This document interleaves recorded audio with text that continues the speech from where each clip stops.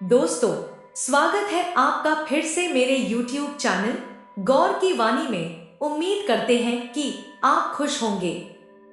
एक गरीब परिवार का लड़का गांव से आकर के शहर में सरकारी नौकरी के लिए तैयारी कर रहा था।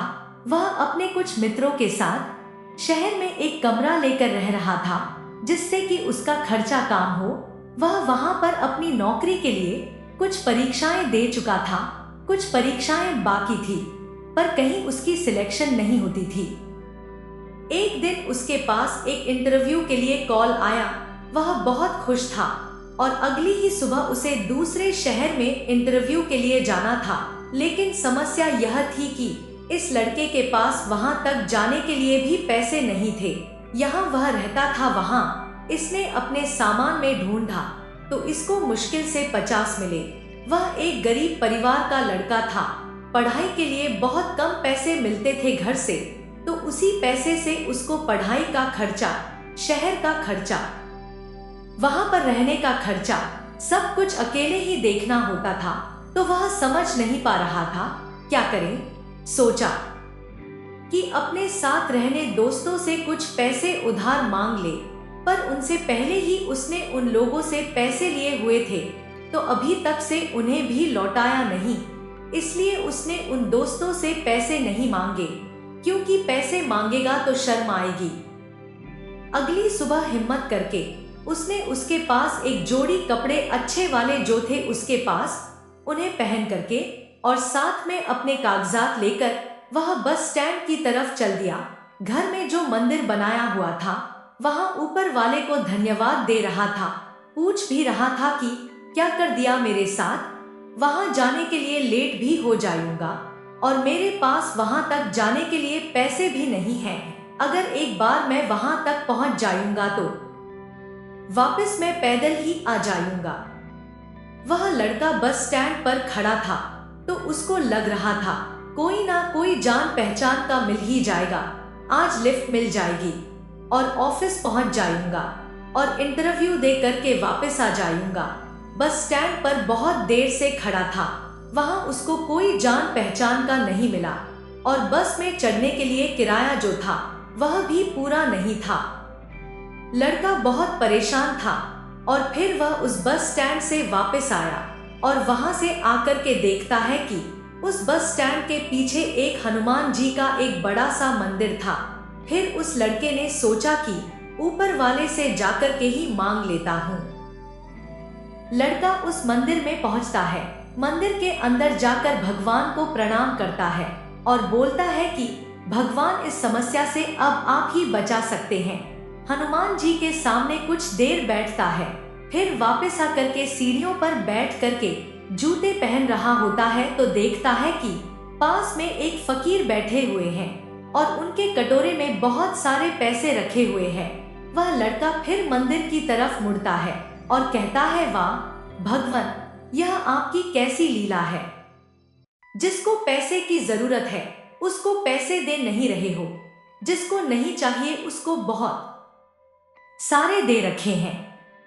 फकीर उस लड़के को देखता है और उस लड़के से पूछता है, क्या हो गया, तुम कोई परेशानी में हो क्या, मैं तुम्हारी कोई मदद कर सकता हूँ। तो लड़का कहता है, बाबा आप क्या मदद करोगे, आप तो खुद मांग करके कमा रहे हो।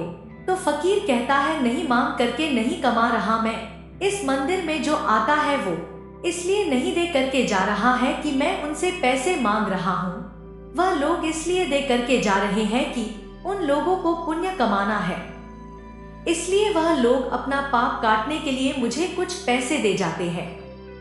फकीर ने बोला कि मैं तुम्हारी मदद कर सकता हूँ, बता तो सही बात क्या है। लड़का बताता है कि मुझे इंटरव्यू देने के लिए जाना है, मेरे पास पैसे नहीं है जिसकी वजह से मुझे बस की टिकट नहीं मिलेगी और मैं वहां इंटरव्यू देने नहीं पहुंच पाऊंगा। तो फकीर कहता है, तुम ऐसा करो कि मुझसे पैसे ले जाओ, मुझे इस पैसे की ज्यादा जरूरत नहीं है, मेरे को तो सिर्फ 2 टाइम का खाना चाहिए, मैं तो बीमार भी हूँ, इसलिए उस बीमारी के लिए कुछ दवाइयाँ चाहिए होती है। दिन भर जो मेरे को पैसा मिलता है उससे मैं अपनी दवाई ले लेता हूँ। और बाकी जो बचता है मैं वह पैसा खुद जाकर के शाम में मंदिर की दान पेटी में डाल देता हूँ। लड़का उस फकीर पर विश्वास कर लेता है।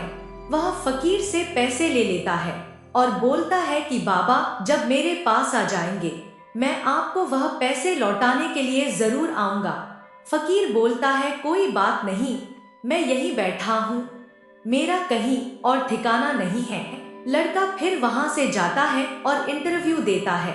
भगवान की दया से उसका सिलेक्शन हो जाता है। वह बहुत खुश होता है। वह लड़का शाम में जब वापस अपने शहर की ओर आ रहा होता है तो सोच रहा होता है कि अभी मैं बाबा को धन्यवाद करूंगा, उन्हीं की वजह से आज चमत्कार हुआ है।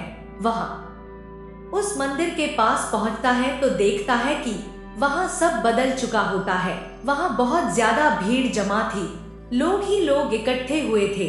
वहां पर वह लड़का उनसे पूछता है कि यहाँ क्या हो गया। तो एक बंदा कहता है मंदिर के बाहर जो फकीर था उसकी मौत हो गई। वह लड़का भीड़ को छाट कर आगे पहुंचता है तो वही बाबा जिन्होंने उस लड़के की मदद की थी वो मरे हुए पड़े थे। भीड़ में से एक व्यक्ति कहता है कि आज इन्होंने दवाई नहीं ली, शायद पैसे नहीं रहे होंगे इसलिए चले गए। लड़का मन ही मन कहता है कि वाह, ऊपर वाले एक इंसान किसी की जिंदगी बनाने के लिए खुद की जिंदगी दांव पर लगाकर चला गया। भीड़ में से एक और इंसान की आवाज आती है, भिखारी था, मर गया। अच्छा हुआ, वैसे भी किसी काम के नहीं होते, इनका कौन सा कोई आगे पीछे वाला कोई होता है। यह छोटी सी कहानी हमें दो बातें सिखाती है। पहली बात, हमेशा दूसरों की मदद करो, क्योंकि हम जब किसी दूसरे की मदद करेंगे तभी तो हम एक दूसरे की मदद करते हुए आगे बढ़ पाएंगे। बुरे समय में इंसान की मदद करना हमारा एक फर्ज होता है। और दूसरी बात, भगवान पर भरोसा रखो। लाइफ में बहुत बार ऐसा होता है कि जब आपको लगता है कि लाइफ में कुछ नहीं हो सकता, तब कहीं ना कहीं से आपको ऊपर वाले की ओर से मदद जरूर मिलेगी। आपको भी नहीं मालूम कि कब ऊपर वाला किसी दूसरे को आपकी मदद करने के लिए कहीं से भेज दे। इसलिए मदद करो और इस बात पर यकीन रखो कि आपकी जिंदगी में भी कोई ना कोई ऊपर वाला जरूर आएगा। अगर आपको हमारी वीडियो अच्छी लगती है तो कृपया लाइक और कमेंट कर दिया कीजिए और चैनल को सब्सक्राइब करना मत भूलिए। हमेशा खुश रहो, भगवान आप पर कृपा बनाए रखे। जय श्री राम, जय हनुमान।